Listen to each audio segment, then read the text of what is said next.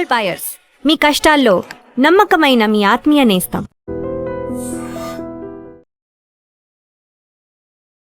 Welcome to I dream. Tuni పాప అదృశ్యం case అనేక మలుపులు తిరుగుతుంది. దాదాపు 8 రోజులు గడిచిన పాప ఆచూకీ దొరకపోవడంతో పోలీసులు తలలు పట్టుకున్నారు. మరోవైపు పాప వస్తుందంటూ పాప తల్లిదండ్రులు ఇంటి దగ్గర ఎదురు చూస్తున్నారు. ఉన్న ఒక్క ఆధారం కుక్క చనిపోవడంతో పోలీసులు తలలు పట్టుకున్నారు.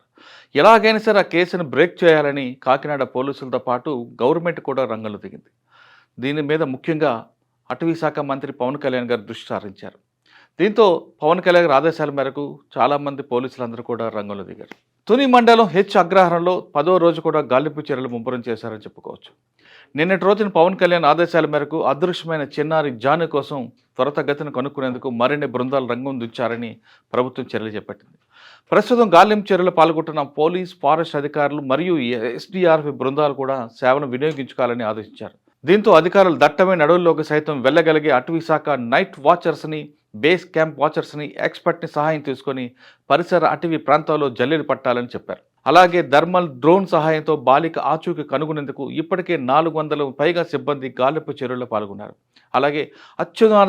అలాగే లేటెస్ట్ డ్రోన్లతో అణువణువు జల్లెడ పట్టేందుకు అధికారులు సిద్ధమయ్యారు. ఇక చిన్నారి కేసులో కీలకంగా ఉన్న కుక్క చనిపోవడంతో దానికి పోస్ట్ మార్టం నిర్వహించి అధికారులు పడ్డారు.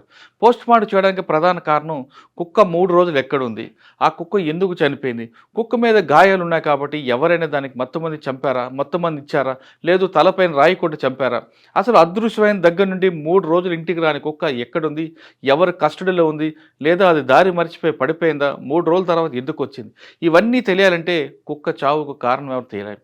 కుక్క చావుకు కారణం ఎవరు తెలుసుకోవాలంటే దాని పోస్ట్ మార్టం తప్పని పరిస్థితి అని పోలీసులు భావించారు.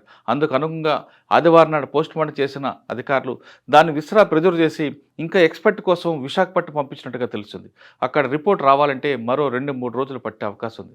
2-3 రోజుల తర్వాత కుక్క చావుకు కారణం అని తెలుస్తుంది.